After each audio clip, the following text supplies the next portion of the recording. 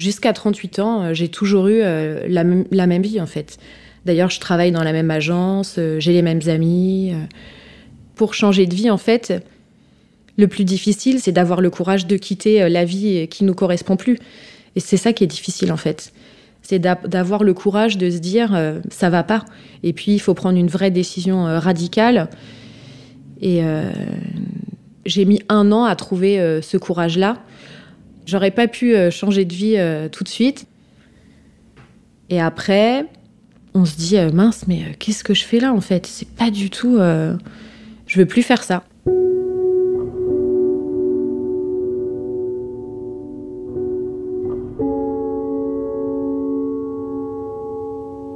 J'ai 42 ans, déjà.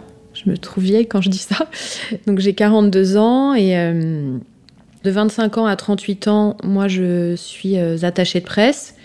Donc voilà, je travaille dans la mode. Et puis à 38 ans, on m'a annoncé très brutalement que j'ai un cancer du sein. Donc ce qui a un peu chamboulé toute ma vie. En 2012-2013, juste avant de tomber malade, je sors beaucoup. Enfin, c'est aussi lié à mon travail. On a beaucoup de cocktails, d'événements le soir. J'ai beaucoup d'amis, j'ai une vie un peu effervescente. Et je m'en rends pas compte à l'époque, mais en fait, je ne suis jamais seule, finalement. J'organise des choses tous les soirs et l'après-midi à 17h, si j'ai rien organisé, c'est un peu la panique. Donc, en fait, j'essaie au maximum de combler les temps morts. Mais je pense que j'ai pas envie de me retrouver seule avec moi-même, en fait. Je pense que c'est ça. À cette époque-là, je refuse complètement la solitude ou d'être seule. Je sais pas quoi faire quand je suis seule. Je suis jamais dans mon appart, d'ailleurs. Je suis vraiment tout le temps, toujours à droite, à gauche, au bureau ou dans les bars, le soir. Et après, une fois qu'on a vécu un peu, entre guillemets, quand même l'enfer pendant 1 an, on est prête à prendre plus de risques.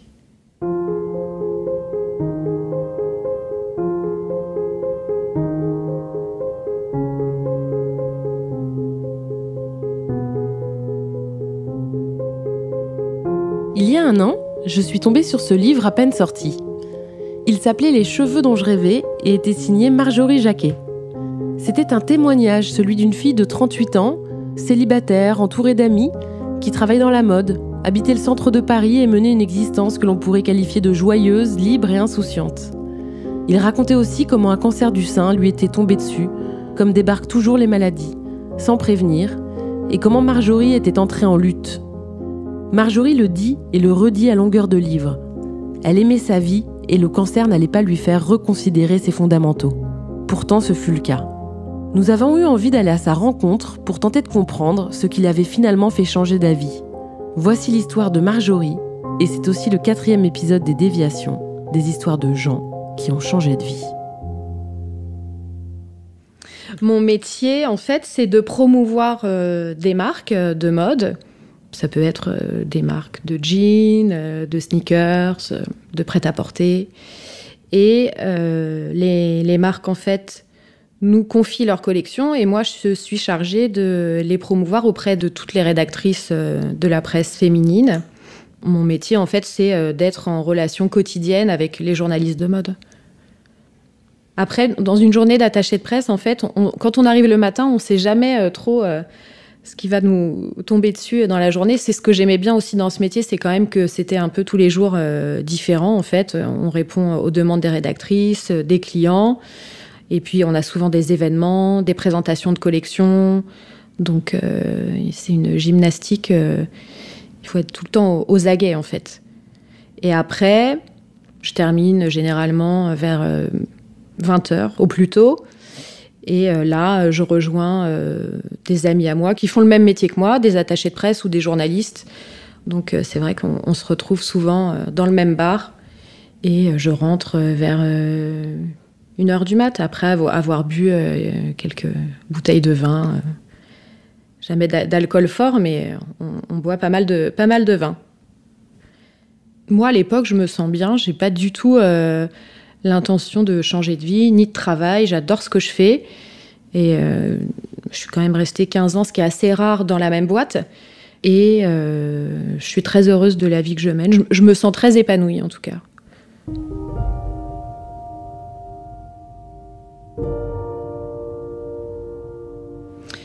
Un jour ça devait être au mois d'avril 2014, je vais chez la gynéco pour un contrôle vraiment de routine. Donc elle me palpe les seins, elle me dit oui, on va peut-être faire... j'ai l'impression de sentir quelque chose, mais je suis pas sûre. On peut faire une mammographie peut-être, comme vous avez 38 ans. Mais elle reste vraiment très vague. Enfin, elle me dit pas, il faut aller de toute urgence. Ça se passe pas du tout comme ça, en fait. Donc moi, je ressors avec l'ordonnance et puis en fait, j'y vais pas faire cette mammo. Et j'y vais peut-être au mois de mai, quelques mois plus tard. Et donc, quand je passe la mammographie, là, pareil, encore une fois, on me dit « Ah, il y a quelque chose ». Et là, la radiologue me dit « Mais vous inquiétez pas, c'est sûr, je suis sûre que c'est rien. Mais par précaution, on va faire une biopsie ». Donc moi, là, vraiment, jusqu'à présent, j'ai aucune angoisse, en fait. Déjà, à la base, je suis pas du tout hypocondriaque. J'ai jamais eu peur de tomber malade. Et puis, je pense qu'il y avait aussi ce côté-là un peu dans ma tête, comme dans la tête de beaucoup de gens, ça n'arrive qu'aux autres. Et donc, j'ai passé la biopsie. Les résultats ont été hyper longs parce que c'était au mois de mai, il y avait beaucoup de jours fériés. Là, je commence un peu à m'inquiéter parce que j'appelle au labo, on me dit non, je trouve que la fille, elle est bizarre avec moi au téléphone. Et puis un jour, j'ai reçu un texto, en fait, un SMS de ma gynéco. Je vous attends demain à 17h dans mon bureau. Donc bon, là, je me suis dit qu'il y avait un problème parce qu'elle n'osait même pas m'appeler pour en parler, en fait. Et le lendemain, je suis allée dans son bureau et elle m'a dit, de but en blanc, elle m'a dit « J'ai une mauvaise nouvelle à vous annoncer, vous avez un cancer du sein ». Là, tout de suite, tout s'est effondré dans ma tête et je me suis mise à pleurer. Elle m'a demandé si j'avais des questions et j'ai dit oui, est-ce que je vais perdre mes cheveux ? Elle m'a dit oui, bien sûr, vous allez perdre vos cheveux. C'est inévitable. Puis bon, après, s'ensuit une batterie d'examens. On est tout de suite pris en charge pour vérifier que le cancer ne s'est pas propagé, en fait. J'ai tout de suite été en arrêt. Puis après, c'est très rapide, en fait. J'ai rendez-vous à l'hôpital Saint-Louis avec l'oncologue. Et elle nous expose entre guillemets, le plan de bataille, parce que ça se passe un peu comme ça, c'est un peu un plan de bataille en fait. Voilà, donc après c'est 1 an de traitement.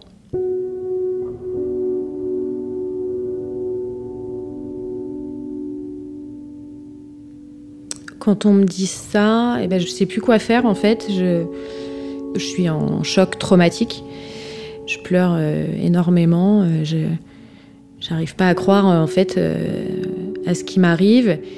J'appelle ma mère, mais je comprends pas ce qu'elle dit, j'entends rien, en fait. Et donc, je rentre chez moi, je sais même pas comment rentrer, appeler un taxi. Et en fait, je cours dans le métro. Après, j'ai appelé tous mes amis. C'était un vendredi soir. Et je suis allée dîner chez une copine qui habite juste à côté. La gynécologue m'avait donné un guide sur le cancer du sein. Donc voilà, toute la soirée, on a lu. Et c'est à ce moment-là que je me rends compte qu'en fait, j'ai aucune idée concrète, en tout cas, de ce qu'est une chimiothérapie.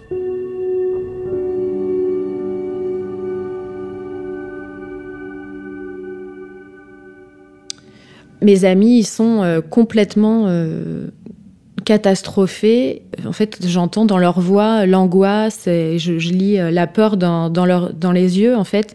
Et moi, c'est ce qui me fait le plus peur, en fait. Je me dis, mince, c'est vraiment très grave ce que j'ai parce qu'ils ont l'air complètement anéantis. Ça me rassure pas tellement, en fait, de les voir aussi angoissés. J'ai quand même beaucoup, enfin non, pas beaucoup de gens, mais il y a des gens qui sont pas très proches de moi, hein, mais des gens comme ça, des connaissances, qui m'ont dit « Ah, mais estime-toi heureuse, t'as juste un cancer du sein. Ça se guérit bien, en fait. » Donc ça, c'est la phrase un peu de toutes les femmes qui ont un cancer du sein. Je crois qu'on nous la sort, mais bon, c'est un peu... C'est une phrase assez terrible. Ah non, mais il y a plein de gens qui... Enfin ouais, il y a des gens qui te regardent en face et qui disent « Oh, ça va, c'est juste un cancer du sein. »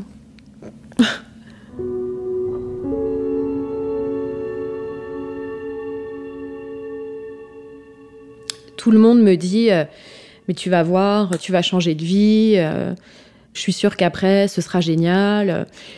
En fait, ça me console pas du tout, cette histoire de changement de vie, et puis j'ai pas du tout envie de changer de vie. J'ai juste hâte de guérir, de retourner au bureau et de reprendre ma vie exactement comme elle était avant. Et quand je tombe malade, je me mets à lire beaucoup, en fait. Et puis un jour, j'ai l'idée d'écrire un livre. Je me dis pourquoi, moi aussi, j'écrirais pas un livre. Donc je me dis, je vais essayer. Et là, j'ai quand même des amis très proches qui me disent « Mais tu vas pas y arriver, t'as jamais écrit de livre ?» Je dis « On va essayer. » Je suis dans mon lit avec mon ordinateur. Et quand je suis fatiguée, je dors. Et quand je me réveille, j'écris. Et limite, je décroche plus le téléphone. Pour la première fois de ma vie, j'organise rien du tout. Ça m'occupe en fait toute l'année. Moi qui faisais tout pour ne jamais me retrouver toute seule, là j'ai passé 1 an à faire l'expérience, on va dire, extrême de la solitude.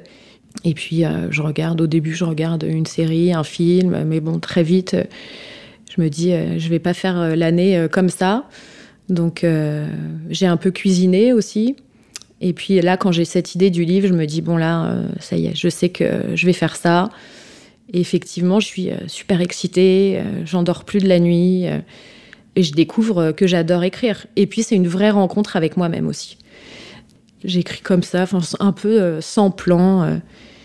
C'est chronologique, en fait. Et c'est sans doute thérapeutique aussi, évidemment. D'ailleurs, à l'hôpital, en fait, au début, j'ai vu une psy.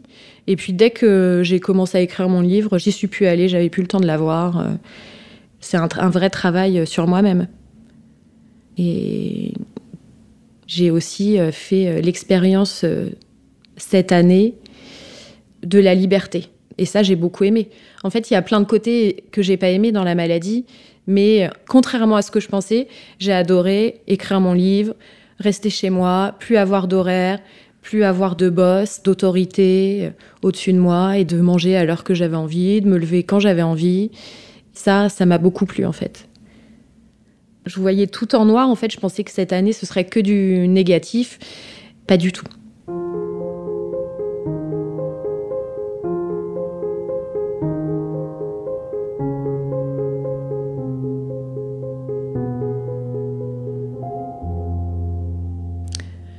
J'ai lu un livre qui a tout déclenché, en fait. C'est une amie qui m'a offert un livre qui s'appelle « Le pouvoir de l'intention ». Dès que je suis tombée malade, elle me l'a offert. Le pouvoir de l'intention, c'est la loi de l'attraction. On attire ce qu'on est. Ce livre dit, si tu te persuades de quelque chose, ça va arriver. Première chose, je me persuade que je vais guérir. Donc, je me visualise dans l'après. Je suis les conseils de ce livre qui me paraît comme une évidence. Donc, je me visualise guérie. Et puis, quand je décide d'écrire mon livre, contrairement aux gens qui m'entourent, je suis persuadée que je vais le finir, en fait, mon livre. Il ne faut pas penser aux choses qui sont négatives ou aux obstacles. Il faut penser uniquement à ce qu'on veut faire. Et on y arrive.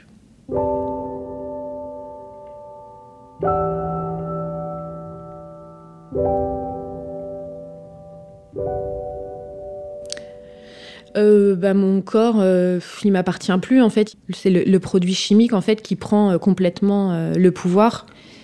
Et j'ai plus aucune féminité, j'ai plus de cheveux, j'ai plus mes règles, j'ai plus de cils, de sourcils. Je me reconnais même pas dans le miroir. Mais je m'attarde pas trop, en fait. Je me regarde pas trop dans le miroir, justement. En fait, c'est une guerre permanente. Moi, j'ai eu beaucoup d'effets secondaires. Enfin, c'est assez lourd, mais j'écris, en fait. Je garde quand même le moral et j'attends que ça passe, en fait. Et puis l'oncologue me dit que ça marche, que les cellules tumorales s'effacent. Donc oui, je vois la fin du tunnel. La fin du tunnel arrive. Et là, c'est bizarre parce que finalement, je dois retourner au bureau. puisque fatigué ou pas fatigué, la Sécu, au bout d'un moment, ils disent bon, maintenant, il faut retourner travailler. On n'a pas vraiment d'aide psychologique et on se retrouve plongé comme ça. Bon, déjà, l'entreprise s'est complètement réorganisée sans vous. Donc, c'est compliqué de reprendre sa place puisque les gens, ils vous attendent pas pour... Voilà, moi, je suis revenue, mes clients, ils ont été dispatchés. Et puis, moi, je pense que a posteriori, je m'en rends pas tellement compte sur le coup, mais je pense que j'ai fait un peu une petite dépression, mais après le traitement, pas pendant. Pendant, finalement, je me sens très forte, mais après, quand je retourne au bureau, je me sens pas bien du tout, je me sens pas à ma place, quoi. J'ai plus envie de faire ça m'ennuie, je supporte plus du tout l'autorité de ma boss et je me sens complètement enfermée dans des horaires, dans un espace qui est le bureau et j'ai plus du tout envie de faire ça. Et en fait, comme je suis en mi-temps thérapeutique, je vais souvent à Marrakech. Et là, j'ai l'idée, j'achète des tapis, voilà, une dizaine de tapis et je commence à les vendre sur Etsy et puis tout de suite, ça marche bien. Voilà, je rachète d'autres tapis, des corbeilles, des paniers. Donc, je développe une activité, on va dire, parallèle à mon travail. Mais j'envisage pas du tout de vendre des tapis ou des paniers. C'est, on va dire, un hobby, mais ça me change les idées et puis ça me plaît, quoi. Et j'aurais pas pu changer de vie tout de suite. Quand je suis revenue au bureau, j'avais plus aucune énergie. Je me sentais très faible. Et... au bout d'un an, on se sent de mieux en mieux, les effets des produits s'estompent.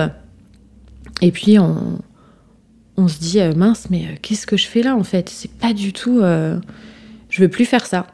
Et en fait, un jour, à Marrakech, j'ai développé un réseau, j'ai des amis, et je vois qu'ils vivent complètement différemment de nous.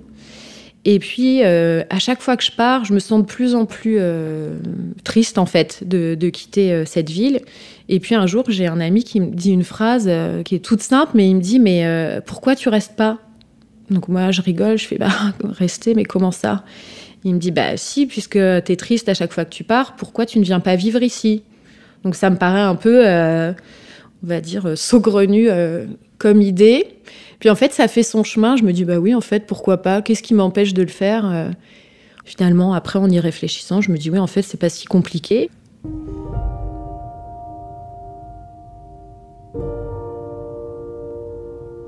Un jour aussi, ma boss, c'est plein de choses qui se sont accumulées. Un jour, Sandy me dit, oui, voilà, en tant que chef d'entreprise, voilà, j'ai des vraies questions par rapport à ce que tu as envie de faire. Comment tu te projettes dans l'entreprise ? Est-ce que tu comptes rester encore, je sais pas, 1 an, 2 ans, 5 ans ? Et là, en fait, alors que j'avais pas décidé de partir, je lui sors et ça m'étonne moi-même. Je lui dis non, je vais pas rester, je veux partir. Et là, elle me dit dans 1 an, dans 2 ans, et je lui dis non, maintenant. Comment ça, maintenant ? Je dis bah ouais, j'en ai marre, je veux partir maintenant. Et bon, je ne suis pas partie maintenant, puisque je lui ai annoncé en septembre, mais je suis partie en décembre, le temps qu'elle s'organise pour trouver quelqu'un d'autre. Voilà, donc on a fait une rupture conventionnelle. Puis je suis partie, on va dire, en douceur. J'ai mis quelques mois à partir. Et puis donc, voilà, au mois de décembre, c'était terminé, sachant que moi, je n'avais pas vraiment non plus de projet, en fait. Je suis partie un peu avec beaucoup, on va dire, d'inconscience, en tout cas.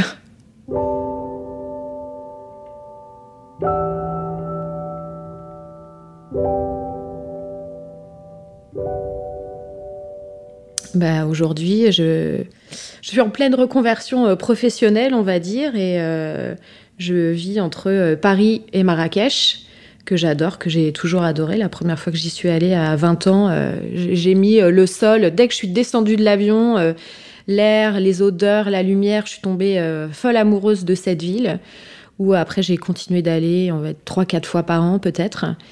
Et sur les dernières années, j'y suis allée de plus en plus souvent, 1 fois par mois. Et je vends des tapis berbères et de l'artisanat marocain. Je sélectionne des tapis. Comme c'est un produit qui est très à la mode, tout le monde veut des bénioirins, notamment, qui sont des tapis blanc avec ses losanges noirs qu'on voit partout, toutes les blogueuses, dans tous les magazines de déco. Et donc après, je monte mon e-shop et puis j'ai cette idée de... Je connaissais pas très bien, moi, le milieu des pop-up. Et là, je rencontre lors des pop-up plein d'autres gens qui font comme moi, qui font des pop-up, qui ont des marques de bijoux, qui vendent des bougies, qui travaillent différemment en fait. Une fois par mois, je loue une boutique, généralement dans le Marais, à Paris, pendant 3 jours. Et on partage un espace parce que les loyers sont très chers. Voilà, c'est ça un pop-up, c'est une vente éphémère et ça crée une espèce de dynamique dans le quartier. Les gens dans le Marais, ils sont habitués, il y a plein de pop-up et ils adorent ça en fait. Parce que chaque semaine, ils voient des créateurs différents. Ça fonctionne assez bien en fait.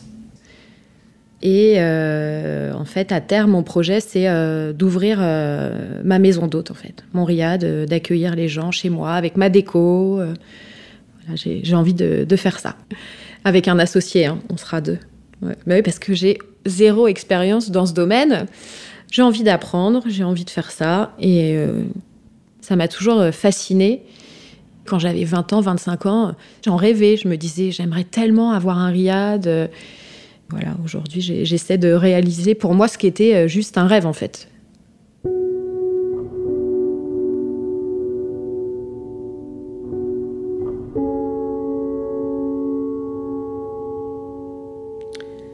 Si j'étais pas tombée malade, j'aurais jamais changé de vie. Hein. Ça, j'en suis sûre. Je serais toujours en train de, entre guillemets, de promouvoir les jeans aux rédactrices.